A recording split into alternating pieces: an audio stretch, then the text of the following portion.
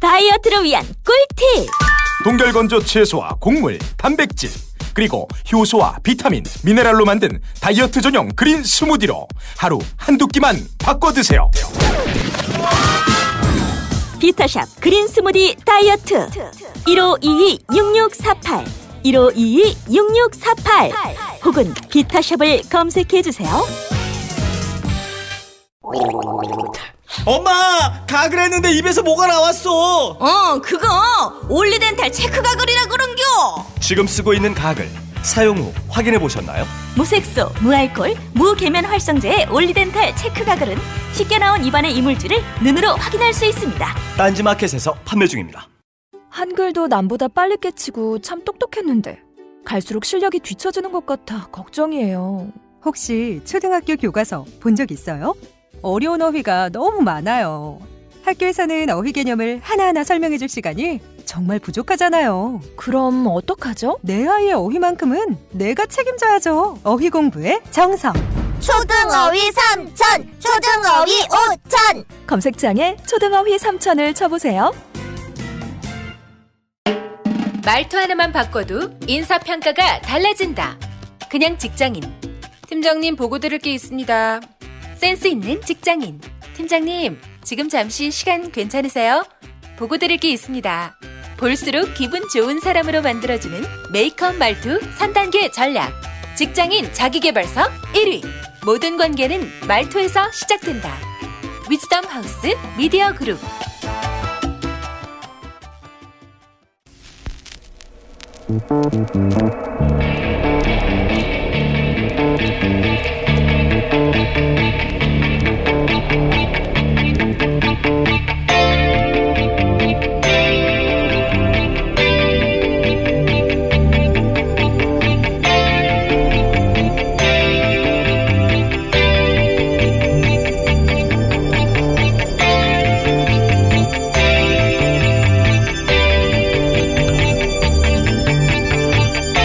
안녕하세요, 김어준입니다. 허리케인 허비가 휴스턴을 덮친 당일 오히려 피해 지역으로 진입한 이들이 있었습니다. 2005년 카트리나 피해 지역 주민들로 구성된 민간 대원들이었습니다.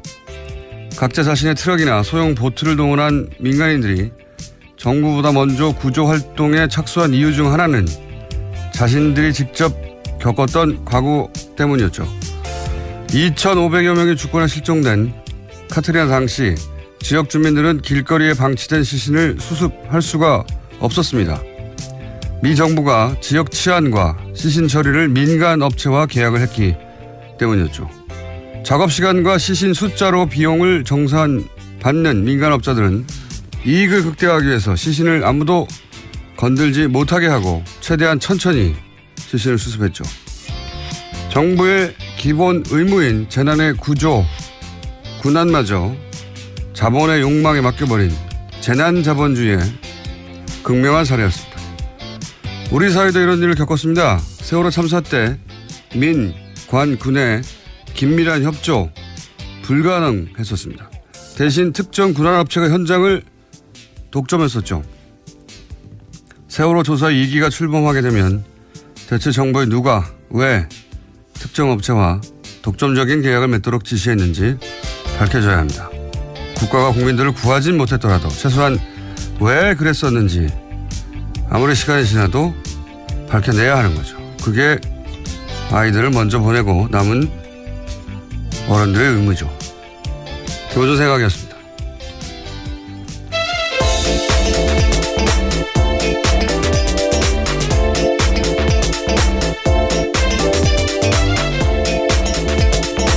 시사인의 김은지입니다.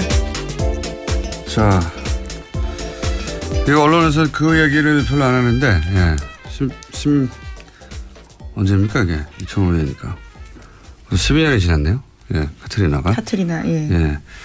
지금 휴스턴도 그때 못지않은 이제 피해를 입고 있어요. 예. 네, 더 위력이 셉니다. 지금 4등급 허리케인이거든요. 미국에서는 아주 큰 뉴스죠, 이게. 그런데 그런 일이 실제 있었습니다. 예. 우리나라에서 그렇게 크게 보도 안 됐는데, 이라크 전에 투입됐던 경비업체들, 전쟁을 아웃소싱하냐? 뭐 이런 얘기를 했었죠.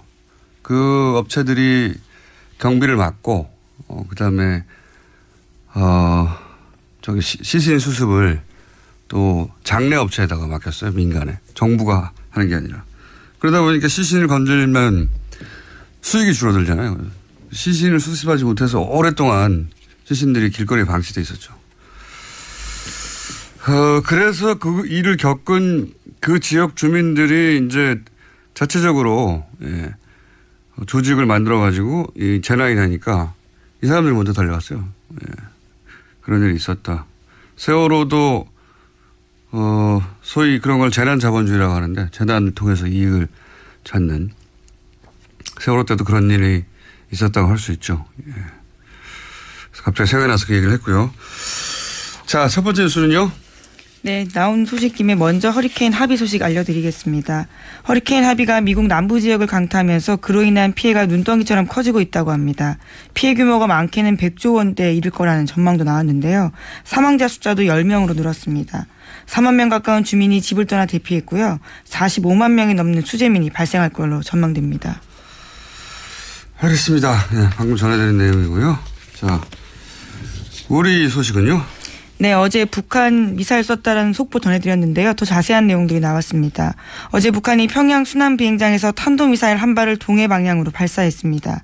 미사일은 고도 550km까지 올라가면서 일본 홋카이도 상공을 가로질러 2700km를 비행했습니다. 29분간 날아간 미사일은 북태평양에서 떨어졌는데요. 북한 발사체가 일본 열도 상공을 통과한 것은 과거에 몇 번 있는 일이지만요. 무기화된 미사일은 이번이 처음입니다. 5번째인가 뭐 4번째가 그럴 거예요. 예전에 뭐 대포동 때도 90년대도 넘어갔었어요. 예. 그리고 최근에 또 인공위성이라고 하고 그때도 뭐 일본에서는 난리가 났었는데 이번에는 아주 기다렸다는 듯이 준비된 난리가 났어요. 신칸센을 30분간 중단시켰거든요. 지하철도 네, 멈췄죠. 주민들도 피난 명령하고 휴교도 했습니다. 뭐 방송에서는 수상한 사람 보면 신고하라고. 미사일 넘어가는데 수상한 사람이 땅 위에서. 그리고 이게 의도된 난리인 것이 발사하고 붙장 않았잖아요. 그리고 궤도 파악도 됐을 거고. 그러면 그 궤도 계산하고 대략 어디 떨어지는지도 대충 알고. 일본에 안 떨어진다는 거 안다는 거죠. 예. 뭐하러 필요한 시킵니까? 물론 뭐 과거와 다른 점은 예고되지 않았다라는 점이 있긴 있습니다. 아니 근데 발사되자마자 알았잖아요. 예, 발사된 직후에 바로 알았다는 얘기는 미사일 포착하고 어떤 궤도를 어떻게 날아가는지 다 알았다는 것이고 발사 후에 10몇 분 후에 일본 상공을 휙 지나갑니다. 다 지나가는데 열차를 못 계속 중단시켜요. 이유가 없어요. 아베 정권 입장에서 이제 지금 한참 그 직전까지 학원비 가지고 지지율이 30%로 떨어졌다가. 그렇죠. 예. 그리고 평화 헌법 개정도 해야 되는데 그 지지율도 반등 실제 됐고, 예. 그리고 평화 헌법도 개정하려는 아베 평생 꿈이죠. 예. 그걸 이제 북한 미사일 도움을 받아서 이렇게 의도적인 난리를 친다는 거죠. 네, 그래서 어제 아베 내각이 굉장히 긴밀하게 움직였는데 아베 총리도 어제 하루에만 3번이나 기자들 앞에서 기자회견했다고 합니다. 그럴 필요가 있었겠죠. 예. 휴교를 왜 합니까? 수상한 사람 방송 NHK를 통해 수상한 사람 보면 신고하라고. 예. 미사일 다 지나가는데 철도가 서 있어요. 다시 돌아오나요, 미사일이? 여하간 그렇게 해서 북한은 미국도 재밌어요, 반응이. 미국의 본토는 영향이 없다. 뭐 괌은 위협이 안 된다. 괌에 위협이 안 된다는 걸 굳이 강조를 합니다. 미국의 말을 전혀 듣지 않는 건 아니라는 걸 강조하면서도 뭐 강력하게 뭐 대응하겠다. 예, 모든 옵션은 테이블 위에 있다. 이렇게 밝혔습니다. 화염과 분노에 비하면 뭐 아무것도 않는 반응이죠. 모든 옵션이 테이블에 있다는 것은. 여하간 트럼프도 큰 도움을 받았죠. 예, 러시아 스캔들 얘기도 들어가 버렸고. 백인 인종주의 얘기도 이제 이걸로 덮고. 그러니까 북한, 미국, 일본 모두 자기 국내 정치 아주 잘 미사일 발사를 써먹고 있는 거죠. 예. 북한이 이미 훨씬 더 긴 사정거리로 쏠 수 있다는 걸 증명했잖아요. 그럼 더 짧은 거리는 당연히 쏠 수 있겠죠. 예. 그 자체로는 큰 대수가 아니고 사실은 이제 북한이 제시한 미국의 조건이 뭐 마음에 들지 않았거나 네. 이런 그래서 이제 압박을 하면서 더 나은 조건으로 대화를 모색하는 그런 의도 아니겠냐 하는 분석도 일본에서도 해요. 근데 이게 상식적인 분석인데 우리나라에서 이런 소리를 하면 이제 친북이라고 합니다. 예. 당연한 분석인데 이런 걸 못하게 한 세월이 한 10년 되다 보니까. 자, 어쨌든 미사일 발사하고 우리도 그래서 전투기 출격시켜서 폭격훈련도 하고. 예.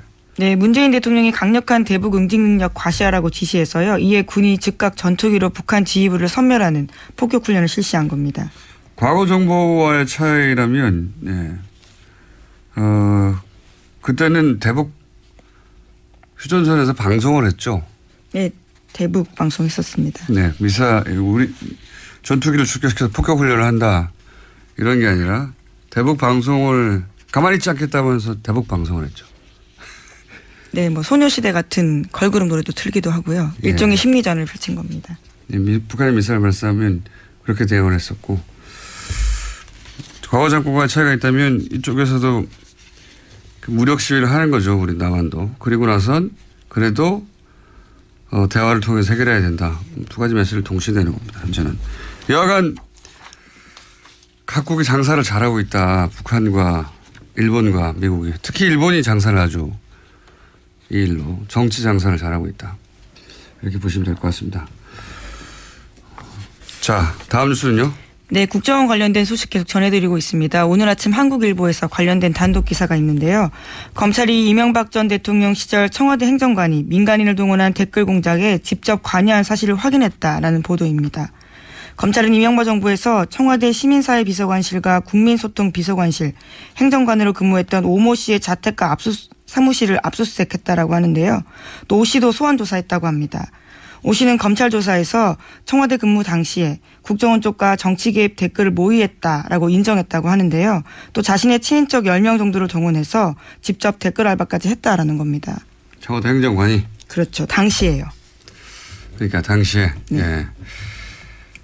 제가 이제 한번 말씀드린 적이 있는 것 같은데 광우병 사태 때 이명박 대통령이 당시 직접 행정관들한테 댓글 달라고 지시했다고 제가 말씀드린 적이 있잖아요. 직접 들은 이야기입니다. 제가. 그런데 이제 실제 행정관이 알바들을 동원해서 여기서 알바들은 친인척입니다. 친인척을 동원해서 아이디를 많이 만들고 청와대에 있을 때 댓글 달았다는 거잖아요. 네, 1인당 50개까지 아이디를 만들어서 돈도 300만 원까지 받았다고 합니다. 1인당. 예. 근데 이제 이게 청와대 행정관이 청와대에서 이 일을 하는데 청와대가 몰랐다는 건 말이 안 되죠. 예.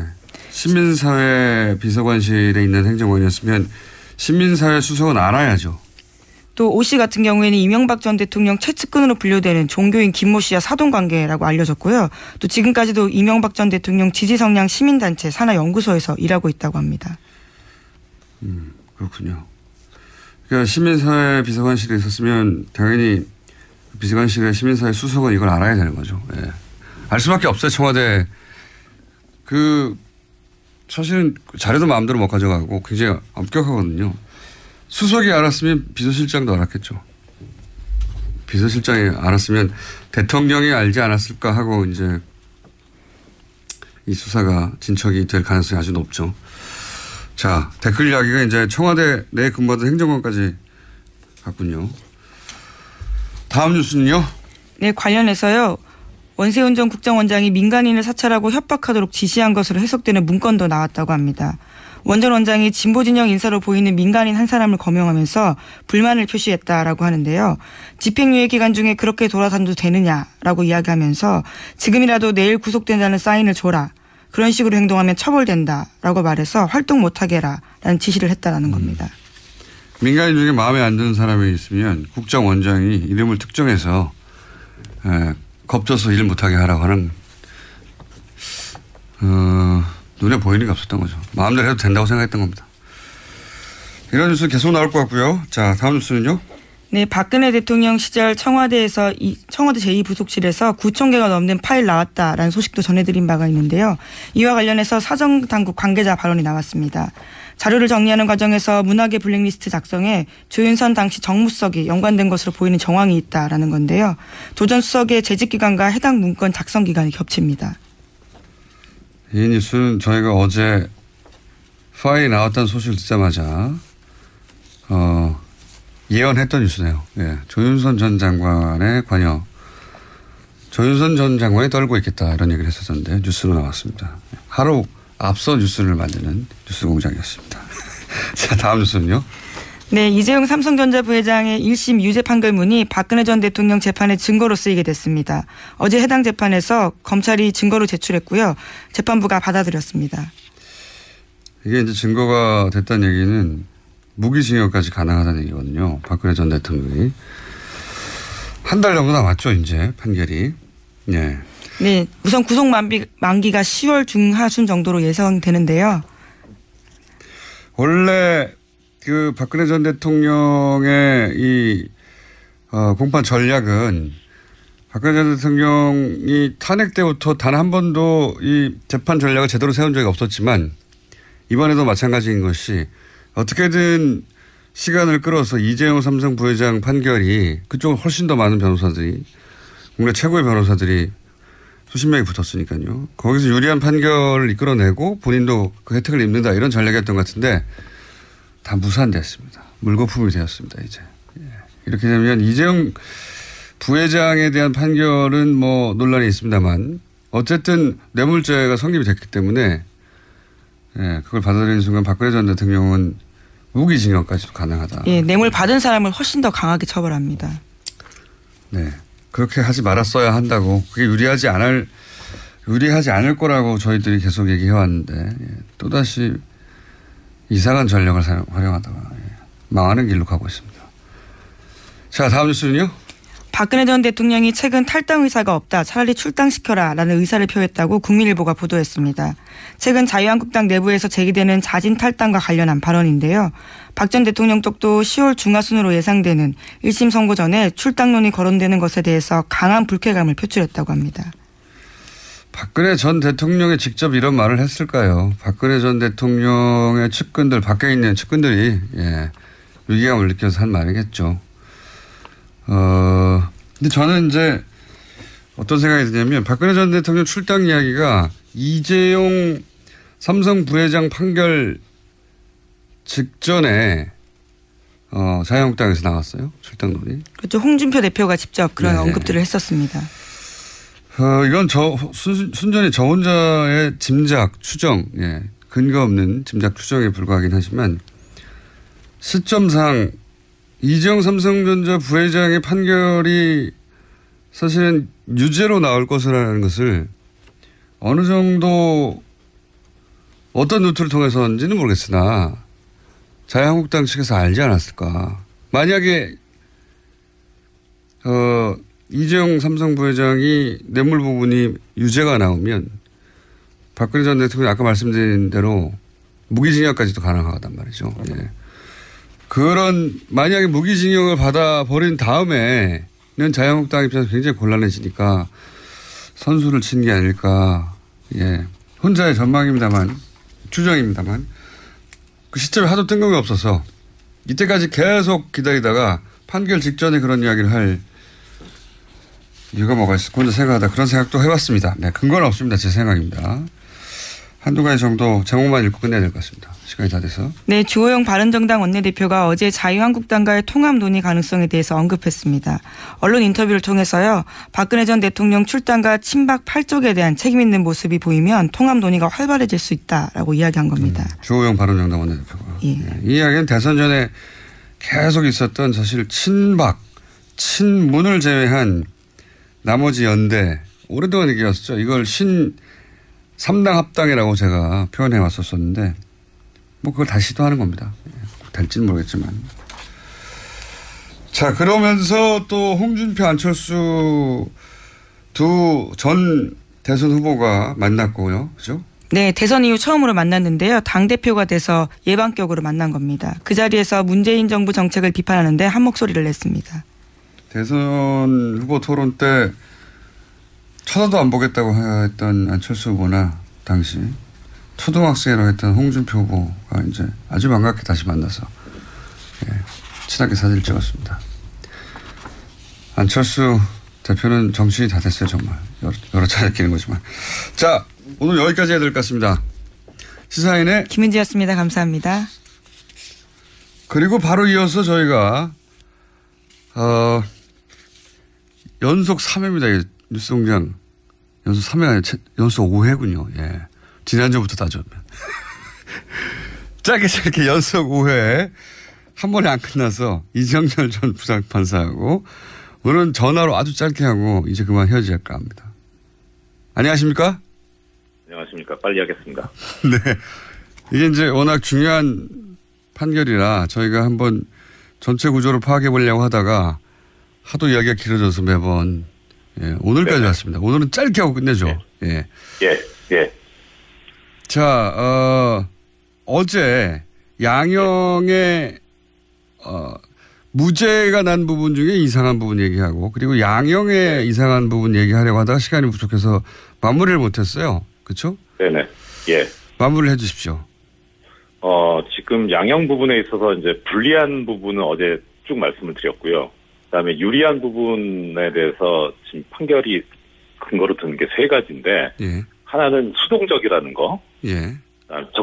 적극적으로 먼저 요구하진 않았다. 두 번째는 이제 청탁하고 나서 그 결과로 삼성 쪽에서 어떤 유리한 결과를 얻었다는 사실까지 확인되지 않았다. 아, 청탁의 결과로 삼성이 유리한 결과를 얻었다는 게 확인되지 않았다고요? 네, 그렇게 판결문 되어 있습니다. 아니, 승계 작업이 완료됐으면 유리한 결과 얻은 거 아닙니까? 그러니까요. 그러니까 그 부분 따로 말씀드릴게요. 네. 그리고 또 하나는 이제 그 승계 작업이나 지배구조 개편 작업이 삼성 그룹이나 이제 계열사 이익에도 기여하기 때문에 혼자만 이득을 취한 건 아니다. 이건 이제 잘못된 거라고 어제 말씀드렸거든요. 네. 이렇게 3가지를 들고 있는데요. 네.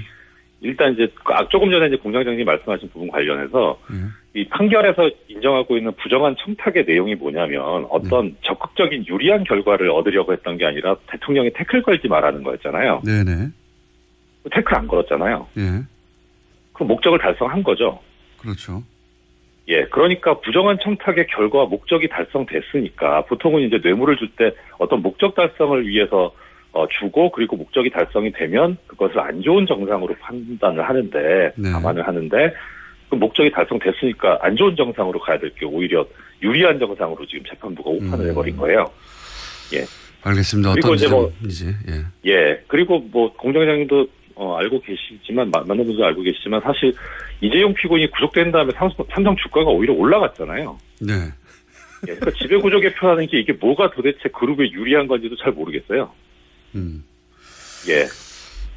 그래서 이런 것들을 좀 따져보면 일단 재판부가 나열하고 있는 걸 봐도 불리한 정상 부분이 워낙 크거든요. 뇌물 액수도 크고 정경유착이라는 본질도 그렇고 그래서 단순 비교해도 사실 그런데 유리한 정상은 또 오판을 해버리기까지 해가지고 이게 도대체 형을 낮게 정하고 뭐 깎아주고 집행유예까지 할 만한 사안이 아닌데 이렇게 해버린 게 정말 이거 재벌 봐주려고 한 게 아닌가 하는 강한 의심이 드는 거죠. 이 부분은.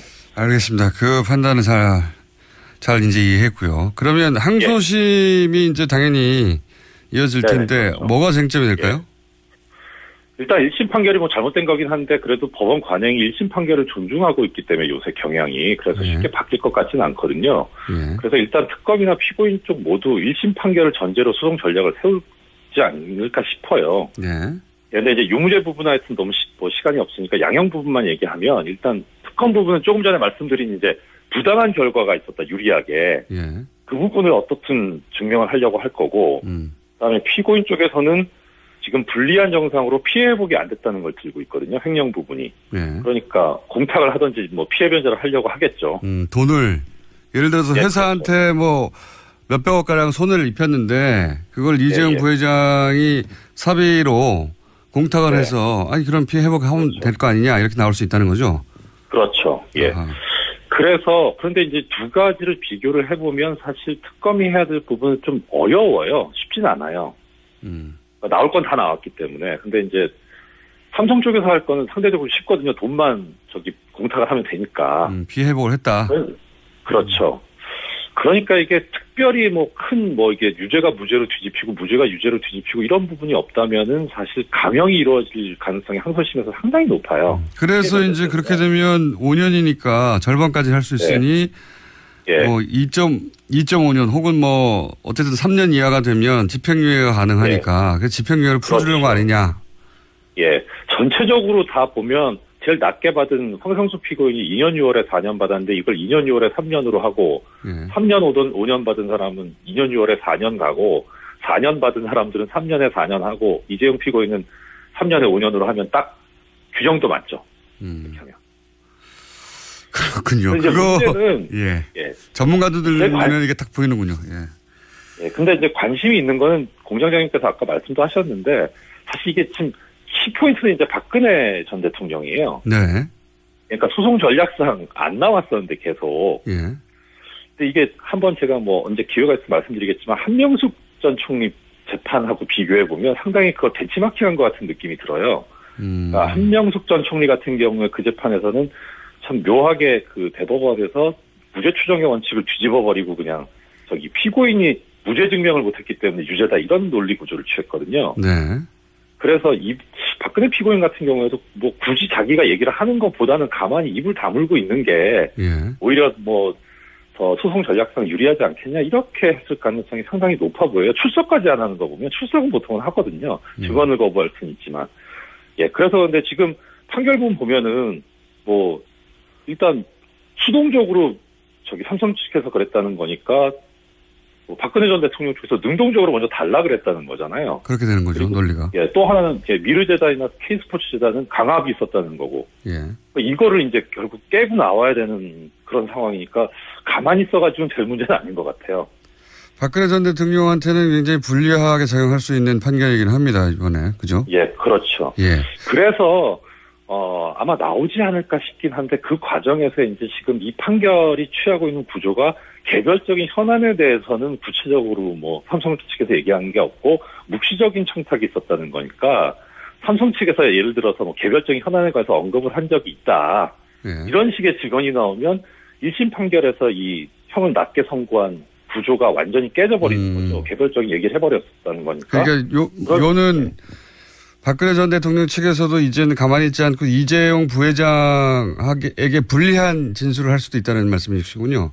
그렇죠. 본인이 살기 그렇게 위해서. 되면, 그러면 이 1심 판결의 구조가 깨져버리니까 항소심에서 특별히 유무죄가 뒤집히는 부분이 없어도 형량이 올라가야 되는 그런 상황이 돼서 사실 박근혜 전 대통령 부분이 상당히 이제 주목이 되지 않나 그렇게 싶습니다. 이제는 같은 편이 아니라 이제 서로 등을 돌릴 수도 있다는 말씀을 하시면서 새로운 이야기를 던져서 다시 한번 나오시려고. 네? 자, 역시 예리하십니다. 판사님 오늘 여기까지 하겠습니다. 감사합니다. 네, 고맙습니다. 네. 지금까지 이정열 전 부장판사님이었습니다. 아무도 묻지도 따지지도 않고 가입하셨다고요? 보험은 너무 어려워요. 걱정 마십시오. 마이보험 체크가 도와드립니다. 1800-7917 마이보험 체크로 지금 전화주세요. 1800-7917 이미 가입한 보험이나 신규 보험도 가장 좋은 조건을 체크해서 찾아드립니다. 인터넷 한글 주소 마이보험.com 또는 카카오톡에서 아이디 검색 마이보험을 친구 추가하여 상담하실 수 있습니다. 모닝똥? 제겐 사치였죠. 내가 토끼인지 토끼똥이 나인지 내가 변을 본 것인지 변을 당한 것인지 나는 바나나이고 싶다. 간혹 구렁이이고도 싶다. 미궁 대장사랑 빅똥의 추억 미궁 대장사랑이 찾아드립니다. 혈중 콜레스테롤 개선과 배변활동에 도움을 주는 건강기능식품입니다. 검색창에 미궁 대장사랑. 미궁 장사랑 이름 바꿨어요. 프로바이오틱스 12종 추가. 미궁 대장사랑. 골반 잡자 바로 잡자 바디로직. 허리 통증 바로 잡자 바디로직. 2017년 쿨 썸머 바디로직 라이트 출시. 통기성이 좋아 땀 걱정 없이 한여름에도 쾌적하게. 입은 듯 안 입은 듯 가벼움의 신축성은 그대로. 자세가 좋아지는 골반 교정 타이즈 바디로직 검색창에 골반 교정 바디로직 라이트.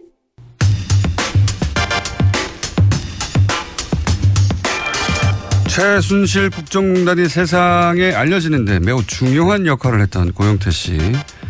현재 재판을 받고 있죠. 어제도 공판이 있었습니다. 이재용 박근혜 전 대통령의 공판도 중요합니다만 고영태 씨를 잊지 않는 것도 중요하죠. 해서 진행사항 중간 체크 간단하게 해보겠습니다. 고영태 씨 변호인 김명민 변호사 연결됐습니다. 안녕하세요. 네, 안녕하세요. 네. 간단하게 고영태 씨 혐의를 다시 정리해 주시죠. 네, 지금 고영태 씨는 3가지 혐의로 재판을 받고 있는데요. 알선 수재, 그리고 사기, 마지막 하나는 사설경마장 운영을 했다라는 혐의입니다.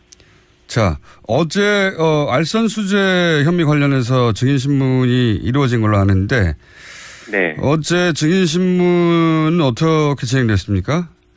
네, 이제 어제와 지난 금요일 이렇게 짧은 기간 내에 그 증인신문이 이루어졌는데요. 네. 돈을 주었다는 사람, 예. 그리고 세관장으로 임명된 사람, 그리고 관세청장으로 임명된 사람, 네. 3명이 나와서 증인으로 진술을 했습니다. 일단 돈을 줬다는 사람의 진술 때문에 사실은 지금 구속된 거 아니겠습니까?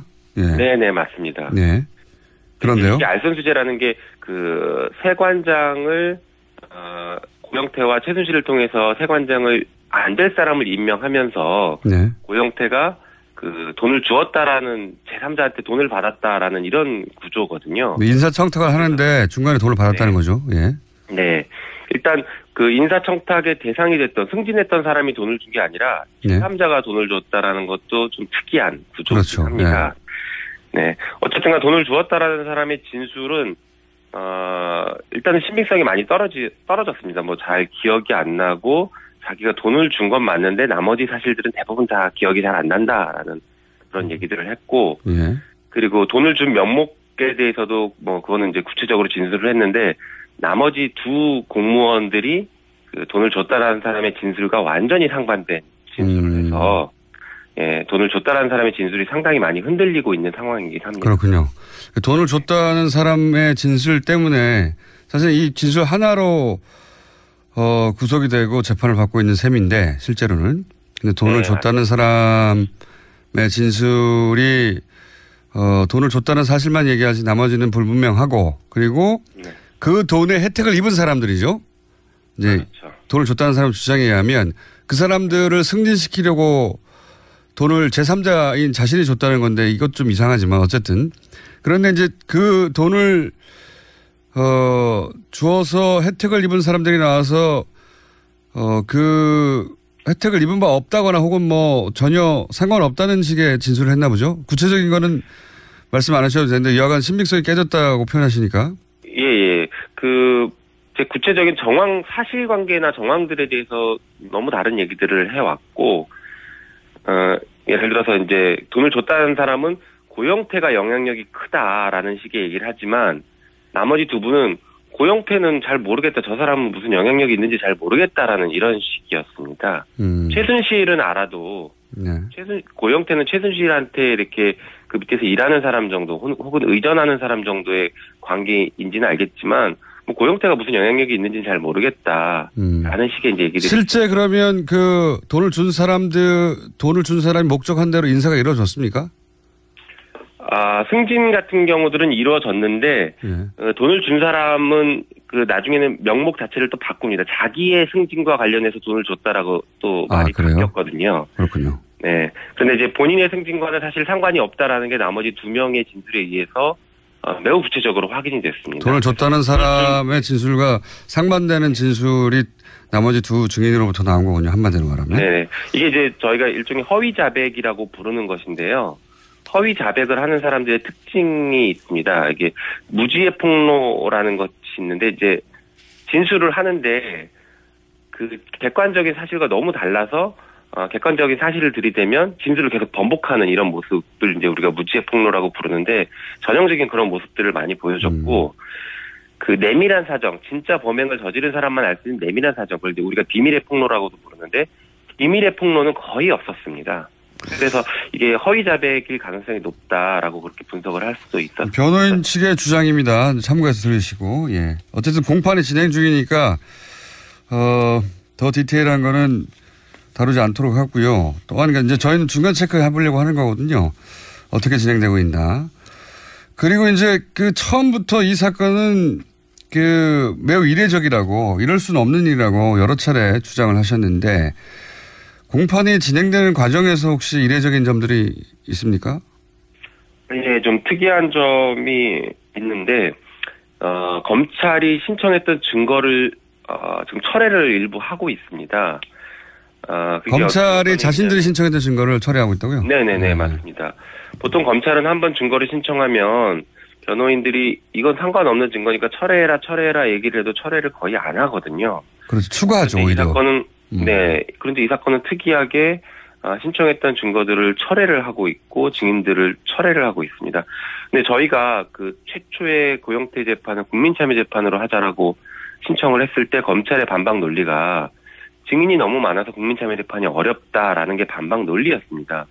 그런데 이제 와서 증인들을 지금 철회하고 있어서 이게 왜 모순된 행동들을 하느냐라고 저희가 뭐 좀 약간의 반발이 있긴 있었습니다.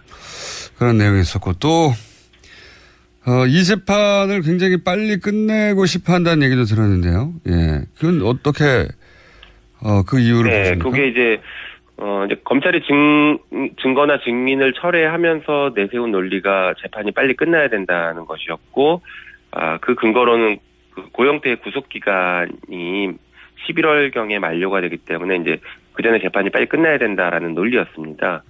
그런데 이렇게 증거가 많고 다툼이 있고 이제 변호인들 판단이긴 하지만, 결정적인 증인의 신빙성이 무너지고 했다라고 하면 저희는 보석으로 불구속 상태에서 재판을 좀 충분히 준비하면서 천천히 진행을 해도 된다라는 저희는 생각을 하고 있는데 오히려 저희의 생각과는 이제 전혀 달리 검찰은 재판을 빨리 끝내야 된다라는 것을 굉장히 강조를 하고 있고 재판부도 일단 뭐 피고인이 구속된 상태이다 보니까 재판은 구속 기간 내에 빨리 끝내야 된다라는 기본적인 원론적인 입장을 가지고는 있습니다.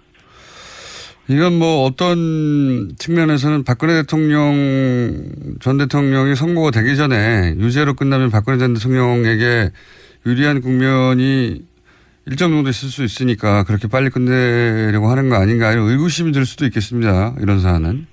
네, 뭐 그런 의심을 해볼 여지는 있죠. 특히나 이제 최순실 씨의 재판도 결국엔 최순실 씨 재판, 박근혜 전 대통령의 재판의 결정적인 그 최초 그 제보자였고 그 전체 흐름에서 제일 중요한 중심축을 맡고 있었던 사람이 고영태였는데 고영태가 어쨌든간 무엇인가로 유죄, 특히 국정농단 사건 관련해서 개인의 이익을 뭐 취했다라고 유죄가 만약에 인정이 된다라고 하면 그쪽 재판에서는 뭐 유리한 국면이 조성될 진술의 신빙성이 흔들린다든가 그걸 맞습니다. 들고 나와서 그쪽 변호인단이 그런 주장을 하겠죠. 아무래도. 예. 뭐 어쨌든 그런 의구심이. 네네, 맞습니다. 마지막으로 한 가지만 더 여쭤볼게요. 이명박 전 대통령 아들 이시영 씨가 자신의 마약 투약 의혹이 제기된 것과 관련해서 또 고영태 씨에게 소송을 제기했다고 언론 보도가 됐는데 그 부분은 어떻게 진행되고 있습니까? 네, 그 민사 소송 제기를 해서 며칠 전에 고영태 씨가 소장을 받았습니다. 그런데 아직 변호인에게 전달이 되진 않았고. 민사라는 건 손해배상 청구를 했다는 얘기인가요? 네, 맞습니다. 이시영 씨가 아마 1억 원 손해배상 청구를 한 것으로 알고 있고요. 그 소장을 저희가 전달받아서 조만간 이제 답변서 제출하고 본격적으로 대응을 할 예정입니다. 특이하네요. 이런 경우에는 뭐 허위사실을 유포는 형사로 하지 않습니까? 민사로 왜 했을까요? 네, 보통 이제 형사로 하는 경우가 많은데 아마 민사 소송을 제기한 것은 뭐 여러 가지 이제 고려를 했을 것으로 보여지긴 합니다. 근데 형사로 고소를 하게 되면 기본적으로 그렇다면 이시영 씨가 마약을 했는지 안 했는지에 대한 조사가 이루어질 가능성이 높거든요. 그렇죠. 그게 사실인지 아닌지를 판단을 해야 되기 때문에. 그렇지만 민사로 넘어가게 되면 그러한 입증 책임 같은 것들은 아무래도 그 이제 피고 그 말을 했던 사람들에게 전가될 가능성이 높기 때문에 민사를 택한 게 아닌가 싶습니다. 그렇군요. 굳이 그래서 민사를 한 거군요. 입은 닫게 만들면서 본인은 조사받을 대상에서 빠지는 전략. 네. 이렇게 이해되어 있군요. 알겠습니다. 앞으로도 챙겨보겠습니다. 감사합니다. 네, 고맙습니다. 고영태 씨 재판 어떻게 진행되고 있는지 챙겨봤습니다. 고영태 씨 변호인 김영민 변호사였습니다.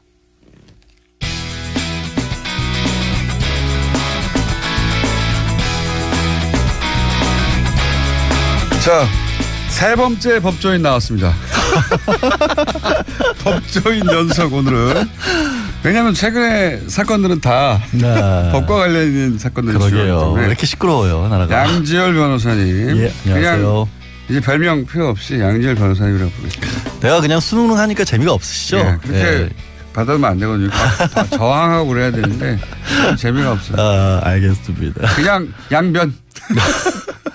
아니, 딴 데서 자꾸 이상한 다른 방송에 자꾸 이상한 별명을 붙여서 다른 방송에서도 별명이 있어요. 뭐가 있습니까? 못 밝히겠어요. 차마 그게 더 흉측해서 차라리 악마가 나을 뻔했어. 그건 뭡니까? 싫어요. 안 가르쳐 드릴래요.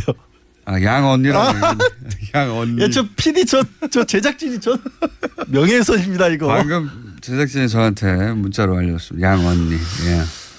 그러고 보니 주제로 넘어가시죠. 어울리네요, 양 언니. 예. 굉장히 감성도 이렇게 예민하시고 예. 오지랖도 넓으시고. 왜 얘기를 꺼내가지고 차라리. 자, 오늘은 뭡니까? 네. 오늘 이제 원세훈 전 원장 드디어 이제 판결 선고가 있죠. 네. 참 말도 많고 탈도 많고 대법원까지 갔다가 다시 내려와서 이제 뭐 판결이 연기가 되니 변론이 제기가 되니 했었는데 결국은 그대로 굳어져서 원래 계획대로 오늘 판결 선고를 합니다. 새로 나온 오늘 판결이 나니까 이제 이거 나오면 이게 최종이잖아요. 네, 그렇죠. 네. 사법 제도를 통해서는 아니 뭐 대법원 다시 올라갈 수도 있죠. 다시 올라갈 수 있습니까? 예. 항소를 했는데 만약에 그 판결이 마땅치 않다라고 하면 원세훈 전 원장이 다시 대법원 또 가달라고 할 수는 있습니다. 어쨌든 3심이니까. 아니 한 번 갔다 다시 왔는데 또 갈 수도 있어요. 그 원칙 이론상으로는 그래요. 그런 경우는 못 본 것 같아요. 거의 없죠. 근데 현실적으로는.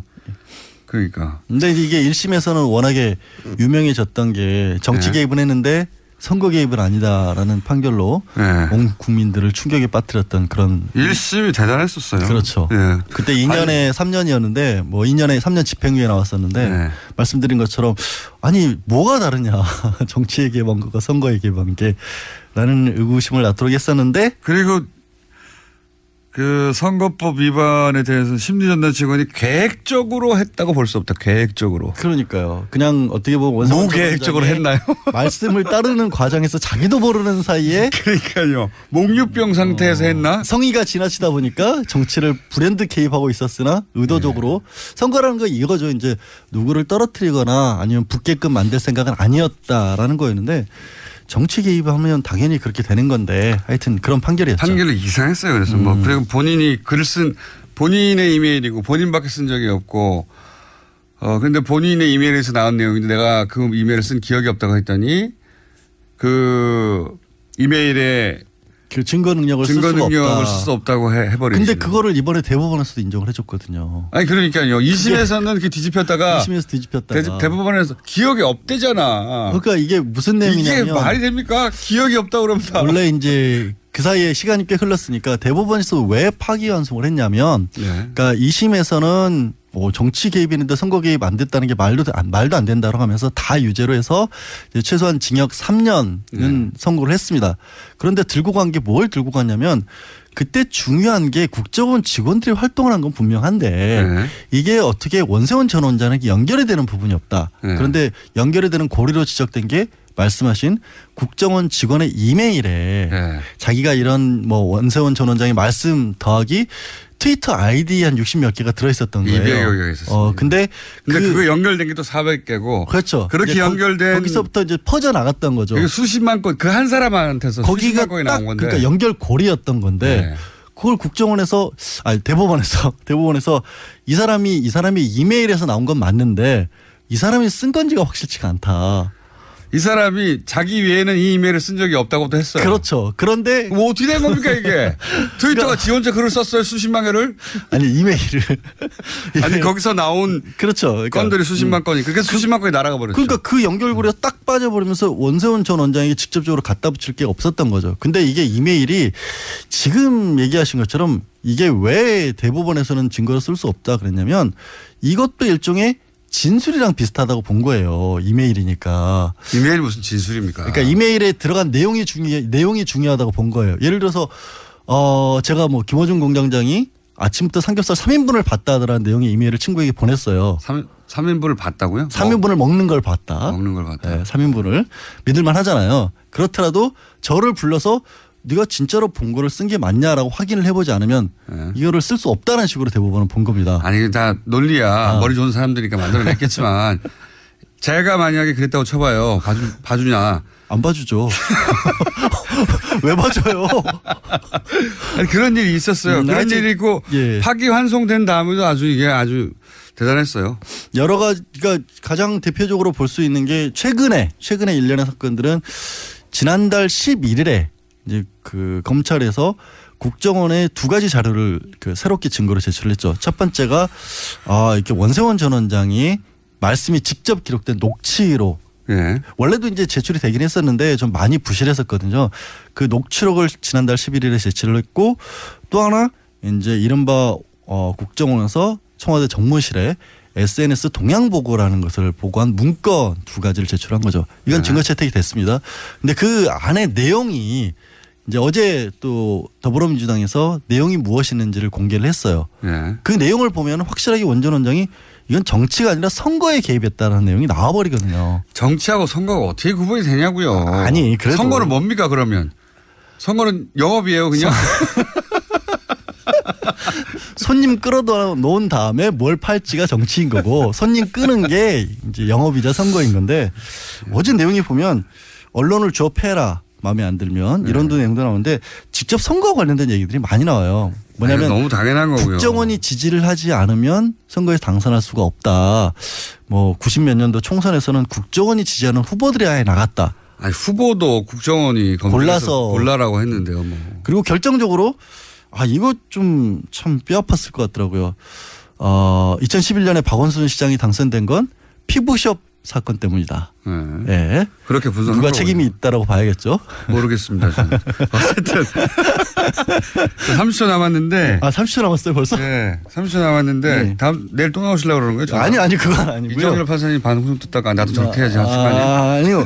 근데 오늘 같은 경우는 지금 말씀드린 자료들이 다 검찰에서 증거 채택이 됐기 때문에 새롭게 변론을 제기해서 다시 한번 다 너무 일이 커졌으니까 보자고 했는데 법원에서는 그냥 양형에 참고하면 되니까 사건의 유무죄를 판단할 수 있을 정도로 이미 됐다라고 해서 오늘 선고를 하기로 한 겁니다. 그래서 유죄다 무죄다? 유죄죠. 예. 아니 그러니까 예상을 해보자면 유죄 3년 6개월에 4년 나올 거예요 아마. 내일 따지겠습니다.